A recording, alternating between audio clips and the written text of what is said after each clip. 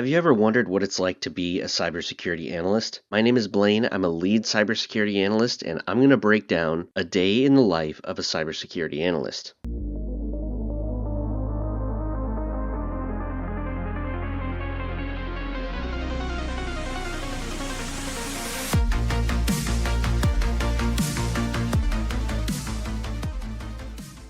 Every morning, I have a couple things that I need to do before I log on for work. So typically, I'm awake about 2.5 hours before I start working. That obviously is going to be different for every person, but that's just my personal experience. I get to my desk, log in, MFA, and then all my programs automatically load up in the morning. The first thing that I like to do if I don't immediately have a meeting is to catch up on my emails. A lot of people have like hundreds or thousands of emails that are sitting in their inbox unread. And I think that's a terrible way to stay on top of whatever is waiting to be added to your to do list. And it's a bad way to try and keep track of the relationships that you have with people throughout the organization that you work for. So, number one on my priority list is keeping track of your emails and catching up on your emails, having them all organized in folders so that you know where each individual thing is. That will go a very long way. Especially if something happens and then you have to find an email, you don't want to have to go into Outlook and just start searching keywords in hopes that you'll find the email that you're looking for. Typically, I like to have everything organized so I know where to look. And depending on the day, I will have morning meetings that kind of overlap with my email cleanup, as well as a handful of other things. I mean, when you're working remotely, you kind of get into this rhythm of just constant multitasking. So a lot of the things on my list of things that I do in my typical day are going to be things that I'm doing all day long anyway. So I just kind of have them structured in a way to explain typically what I would check first. So if by chance I don't have morning meetings, I will start with cleaning up my emails, and then right after that, typically, I do get into morning meetings. Almost every single day, I have meetings in the morning within the first hour or 2 hours of logging in. And I think I'm averaging something like 4 or 5 meetings a day, which seems like a lot. In my case, it's not abnormal to have at least 20 meetings per week, which sounds crazy, but that I think is normal for people who work from home. Maybe that's not as normal as I think it is. I would be curious to know what other work from home folks experience if you have that many meetings as well, because when you work remotely, having meetings all the time is one of the ways that you kind of stay in sync with your team. Aside from, always IMing people on Microsoft Teams, Slack, whatever, software you're using. So emails, morning meetings, and then while I'm doing emails and I'm in the morning meetings, I have this application called Microsoft To Do. I have a Windows laptop that obviously has Windows 11 on it, and I always have Microsoft To Do on deck ready to go so that if somebody asks me to do something, I just add it to my to-do list. Because to be honest with you, I work for a large organization. There are so many people and so many different parts of this organization that kind of clash with what we do. So I'm constantly having to add things to my to-do list, and a lot of the things on my to-do list I come up with myself as well. So if I'm not being asked to do something or told to do something, I will have things that I'm adding to my to-do list myself.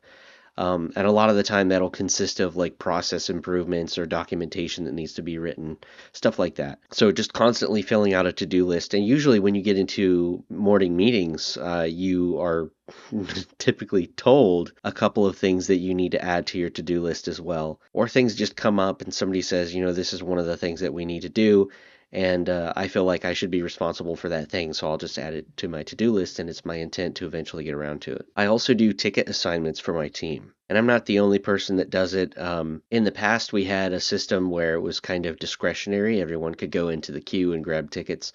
But over time, we decided that it would be more efficient for certain folks to assign tickets, and I happen to be one of those people that does ticket assignments. So that's another thing that I do every single day. I don't just do it in the morning. I don't just do it during meetings or whatever. I do it all day long. I'm checking the queue. If there are tickets in there, I'll assign them out. I don't just assign tickets or delegate work. I have my own tickets as well. I'm not someone that does very well with delegation, and I like the saying lead by example. So a lot of the time I like to lead by example by having a lot of tickets and working on those tickets in addition to all the other things that I'm doing, because I have project work and other things that most folks aren't doing on the team. And I want to be able to lead by example by saying, look, I'm working on tickets just like you guys. I'm on the front lines with you while I'm doing other things that other folks may not do. Things like I mentioned, documentation and kind of administrative work on certain things and project work, just, stuff like that. And if you look at the way that most teams are structured, there's a hierarchy to it. And I don't want to, dig into the hierarchical structure of things, but people who are on the lower rung of the hierarchical structure are typically just doing tickets and they're just doing the day-to-day stuff. And if as you climb higher, you get more responsibility into kind of the background and upholding the processes that the front lines go through on the day to day. So I kind of blend in with the front lines as well as those kind of like behind the scenes things. Aside from ticket assignments and following up on my own tickets and working with users and troubleshooting, I'm constantly juggling between instant messages, emails, of course. You don't just catch up on emails first thing in the morning. You just don't look at them. You keep track of your emails all day long. And you will tend to get cold calls as well from certain individuals. A lot of the time, your managers will call you depending on the situation. There might be some security incident that comes up. Maybe your team is being asked to pitch in on something due to an incident, and it's of high urgency and high visibility, and so you have to get involved in something. So folks will be calling you as well. So IMs, emails, calls, whatever the case. On very rare occasions, text messages. So you need to keep your eyes on all of your different communications methods. And so far, all the things that I've gone through are very basic, and this is stuff that like everybody does. So it's not really like shocking. This is so general. I almost feel bad wasting all this time. But anyway, let me just blaze through this list, and I'll get a little bit more specific about some of the things that I've done in my time on the team. Other things that I'll do would be scheduling meetings, typically for my tickets or for my projects. We will have a set of next steps that need to be actioned on, and everyone's calendars are all booked up, and so you have to look for opportunities in the future, maybe tomorrow, the next day, the next week, stuff like that, to get meetings on the calendar so that you can continue making progress on your projects and on your tickets and everything. So scheduling meetings happens all the time. I always assist my teammates as needed. It's not a constant thing where I have to help people on my team, but it probably a couple times a day, folks will reach out to me with questions about what to do in certain situations, or just generally for guidance on how to move forward with a ticket that they have. I also noted in my list here ticket work, project work. I kind of feel like I've alluded to that a couple times throughout here. Documentation writing as well, I mentioned before. I typically will come up with my own form of documentation. I think most teams will have a certain format that they like their documentation to be in, and it's uniform. But I write my documentation in somewhat of a customized format that I'm most comfortable with. So if there's something that I do that I know is new for my team, or that a lot of people on my team don't know how to do, I will add it to my to-do list. I need to create a piece of documentation around this. And I can give a specific example. We had a certain situation recently where we needed to be able to pull data via API. And doing data pulls via API is not something that my team generally does. We usually work in administrative consoles and on endpoint software and other things like this. And so generally, we don't have to do things like coding and API and scripting, stuff like that. But a situation came up like that recently, and so I set aside some time to write documentation and then share that out to the team. That's something that I do fairly regularly. I probably write 2 or 3 pieces of documentation per month. It used to be a lot more frequent when I first joined the team, that we didn't have a lot of documentation around different issues and such. So over time, I've just taken note of things that are niche, things that are unique, that I think a lot of folks on the team probably haven't seen before, or if it's something that's really complicated that I feel would be more difficult to break down to multiple individuals over various phone calls. So I'll take the steps to do this complicated thing. I'll jot it down on Microsoft Word document or something like that, and then I'll share it out to the team. And then if they have questions, they can come to me and I can kind of clarify what I mean by certain things that I've written in the documentation. I feel like that's a good way to contribute to the team. You can always prepare your teammates to continue making progress whenever they hit some type of a speed bump. I'm also constantly updating trackers. We have issue trackers, we have project progress trackers, and things like that. So I'm always updating trackers. It typically consists of an Excel sheet or maybe some meeting notes, something like that, so that when you get into your next meeting pertaining to that project or that work stream, you have updates that you're ready to give, and that kind of helps move the meeting along. Especially when you have so many different people involved in a project, you want to have your updates kind of prepared ahead of time so that when you get into the call, you just speak to it real quick. And if anybody on the call has any questions, they can speak up about it, and then you can answer the question, as opposed to having the host of the call update the notes during the call. That would just kind of mess up the flow of things. On occasion, I will set aside time to do reorganization, and that could be reorganization of the files on my machine, of my emails, of my to-do list. You try to find different ways to keep track of all this information and all the stuff that you're working on. And sometimes you have stagnant data, stuff that's sitting there. Maybe you have, I don't know, a digital sticky note on your screen that it hasn't been relevant for 3 weeks. So I like to take the time to reorganize and clean things up so that I can keep working efficiently. And I also have ADHD, which I think, probably most people do at this point. And so it helps for me to have all of my methods for keeping track of my work cleaned up and organized. So that's paramount to me. And then, of course, you have your lunch breaks. Now, all of this stuff is extremely basic. I haven't told you anything about what I specifically do, so we can get into that a little bit. I have been a cybersecurity analyst for the last 5 years. I've been at the analyst level, senior analyst, and now lead analyst levels. So I have had exposure to the different roles and responsibilities in each area. And I would say that the most technical work that I ever did probably took place whenever I was at the analyst level. That's where you're kind of at the lowest if you're talking hierarchy wise. And at that time, I was doing data loss prevention, and I was also supporting our web proxying tools. We had a web proxy and we had a CASB tool, a CASB solution, and those two tools kind of work together to provide data protection in terms of web browsing. So at that time, I would have spent a significant amount of time each day doing what we call DLP triage. And what that means is that you have a list of data loss prevention incidents or events that you're digging through. You're reading through each event, which is generated in accordance with a data loss prevention policy. The policy basically is a rule set that says if a user takes a specific action, which is specified in the policy, then it generates an incident.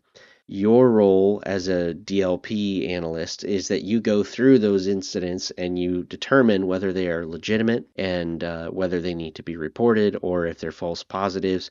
You categorize them, you put a label on them, and you do this each day. In fact, we did it multiple times each day. And I can't get into the details of how it worked at my organization, aside from saying that we have many different data loss prevention policies and they each serve a specific purpose. Each person would be assigned to analyze the incidents associated with a couple of different policies. And that's what you did. You analyzed those incidents, and if there was one that you deem legitimate, like this might be a concerning thing, then you escalate it to what's called a data manager, and then that person deals with it from there. Moving over to the web proxying type of work, a lot of what comes out of that is whenever we have folks that are trying to do things like connect to a VPN, and our web proxying tool breaks that connection. That's one common example that I can give. And what we have to do a lot of the time is try to find a solution to get the VPN to work with our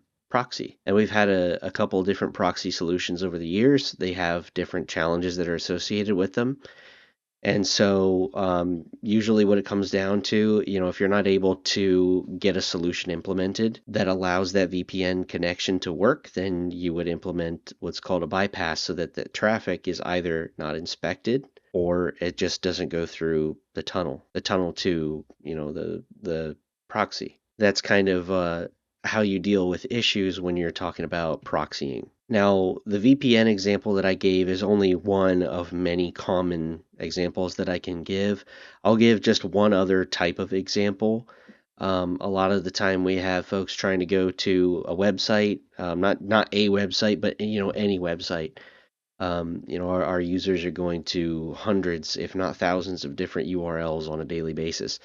And if they try to reach a URL and they get an SSL error, typically what that means is that the server that the user is trying to reach, the web server that the user is trying to communicate with, doesn't trust the certificate that's being presented to it. The proxy is acting as if it was the user, and there are a lot of web servers out there that are built to detect that type of thing, and they don't trust proxies, so they'll drop the traffic. And in those situations, you either work with the owner of the server or, again, you bypass the traffic. Not preferable, but sometimes that's what has to be done in order to get over the hump and continue with business. Ideally, though, you want to work with the owner of the web server that you're trying to reach, provide them with your certificate, and ultimately get them to trust that certificate so that the traffic isn't dropped when your users are trying to reach that site. We also would occasionally have users reporting performance-related issues, and when that type of a thing happens, you end up in a situation where you have to do all kinds of troubleshooting that you would have done when you were working in help desk, which isn't very fun to do whenever you feel like you've gotten away from help desk, but the work necessitates that you put that hat back on and just look at the basics and make sure that the user's device is up to date. BIOS is up to date, drivers are up to date, operating system updates are installed.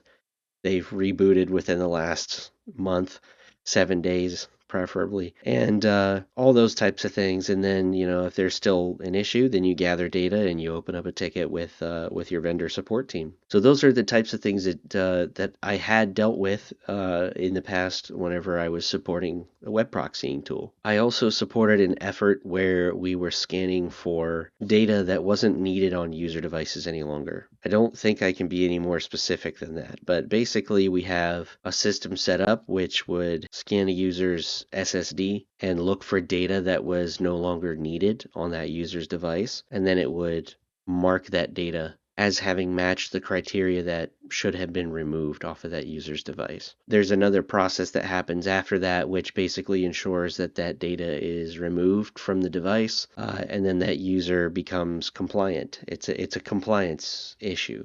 And that was probably the easiest thing that I had ever done. It's just a couple of clicks. We had one major technical issue in which this software that we were using was not completing these scans correctly.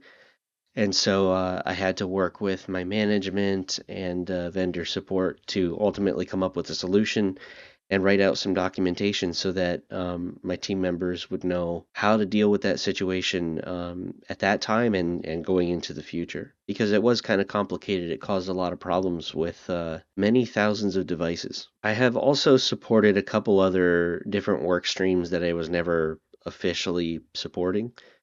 But I did aid in those areas, not in any capacity that could be added to my resume or anything, but I would get involved and help in troubleshooting and trying to help understand things. There have been times where I helped perform analysis for insider risk incidents. So, sometimes you have a little bit of that interdepartmental dependency, if that makes sense. Sometimes there will be a team that's working on a certain issue, a certain incident, and then they need help from you or your team to make sense of the data that you provide, or even, it might be as simple as you gathering data to provide to aid in the research for this particular incident that's happening. Sometimes you get pulled into stuff like that, and it's typically abrupt. It's usually, something has happened out of nowhere. You get an email, a call, a message, and you have to put everything that you're working on the back burner so that you can go grab this data set, provide it, interpret it,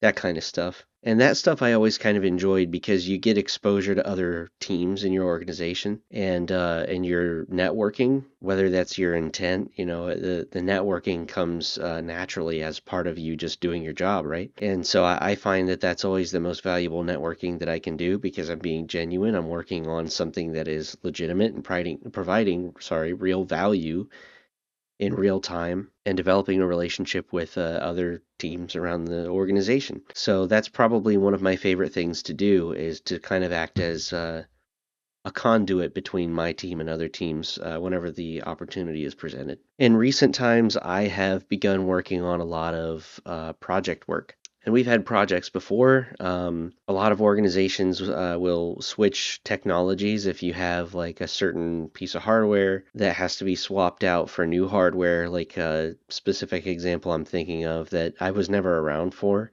but I heard of is an organization that I used to work for. They had VoIP phones, voice over IP phones, and those phones that they used to have were replaced by a whole new fleet of devices.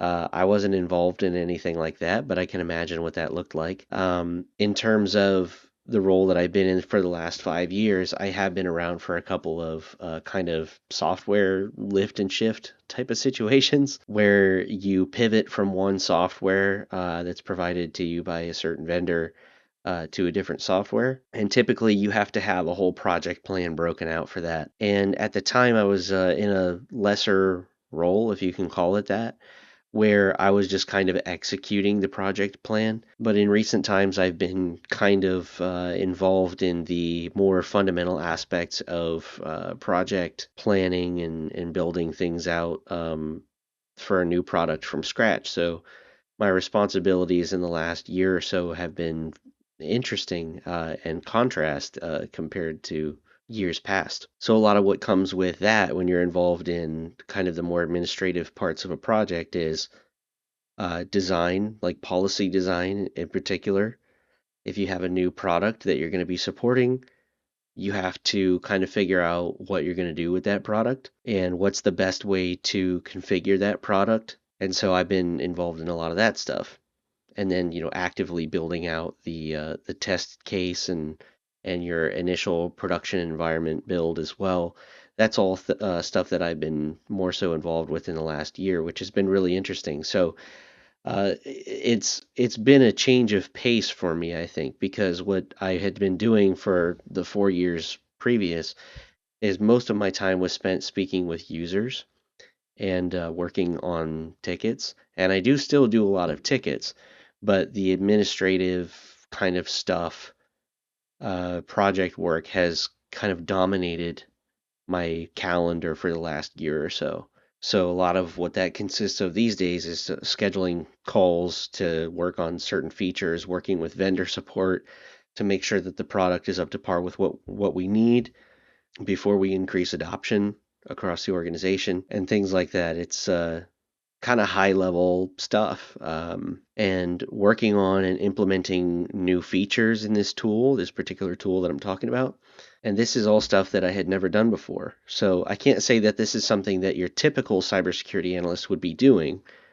But, when you get into the senior and later lead type of roles in your organization, these are the kind of things that you can expect to get involved in whenever the opportunities present themselves. And I'll say this to close out too. So, one thing that I have learned in my 10 years of experience working in IT, about 5 years in cyber and 5 years in tech support, is that the smaller the organization that you work for, the more technical the work is. You're exposed to a lot more because there aren't very many teams that are part of the organization for you to be able to kick the can to. So the first organization that I worked for had maybe 2,000 employees, and I was part of the help desk slash field tech type of role. That was the team that I was on.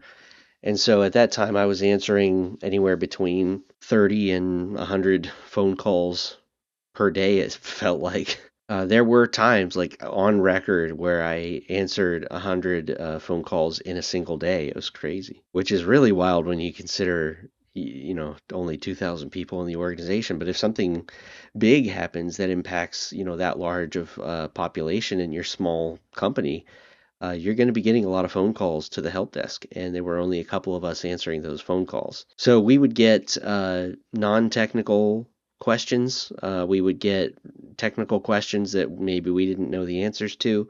On rare occasion, we would get questions about software which would have required support from the one guy on our in our entire department who knew anything about coding. It was a very interesting dynamic because we were being exposed to things that were so highly technical, and in the same breath, things that were very non-technical, things like cable management. But what I can say is, even though those smaller organizations can be a little bit more stressful whenever you're working in like a help desk type of role, they're really good for developing your understanding of computers and networks and various technical aspects of computing and networking in general. So I think the 3 years that I spent at my first company were extremely valuable, and I'm very grateful for those first couple of years. I think that helped develop me into someone who is capable of dealing with what I work on today. Now, the last two companies that I've worked for are a lot larger. And so in a larger organization, you typically have a massive IT department, and it's broken up, or people would say segmented. Your IT department is segmented into various teams that have a specialty. So if you have a specific issue and one team of specialists knows how to deal with that problem, that they're going to get that ticket. And then let's say you have a different problem that a different team of specialists deals with, then that team's going to get the ticket. So unfortunately, when you work in a large organization like that, you are going to have tunnel vision. It's probably not the best way to put it, but you only get exposure to what your team specializes in or what your team is responsible for. And so I would say if you are going to become a cybersecurity analyst, you should be aware that the smaller the organization, the more responsibilities ultimately fall on you, which I personally think is a good thing because it helps develop you in your technical skill set in a way that larger organizations cannot offer to you. Simply because if something happens in your organization and somebody calls your IT department and there are 5 of you, then each of those 5 people is going to have to know a lot more about the organization and what needs to be done in order to provide a solution to the problem that's being presented. There's no one for you to hand it off to, so to speak. If the call comes in and you're the guy that's responsible for these, 40 things, then it's on you and it gets put on your to-do list. Now, when you work at a smaller organization, that might be a good thing because there are less people to report problems. But there are positives on both sides. It really just depends. So I wanted to mention that because I work for a large organization. I have only experienced cybersecurity in a large organization. I don't know what it's like in a small organization, though I can kind of guess, but it will be different from one person to the next. So you can take all of the things that I've explained, most of them are going to apply to everybody across the board, but the more technical things that I got into are pertaining more so to my experience at a large company. And at the end of the day, you reboot your machine. Don't just walk away. That way, when you log in the morning, you have a fresh session and you stay in compliance. Folks, that's all I have for today. If you have any questions, anything that I can get a little bit more specific about, feel free to drop it in the comments. I might not be able to reply to everything. I have to keep some degree of anonymity about what I'm doing, but I will answer every question that I can answer, and I will provide every bit of insight that I possibly can. Thank you for watching. Have a wonderful day, and let's stay secure together. Take care.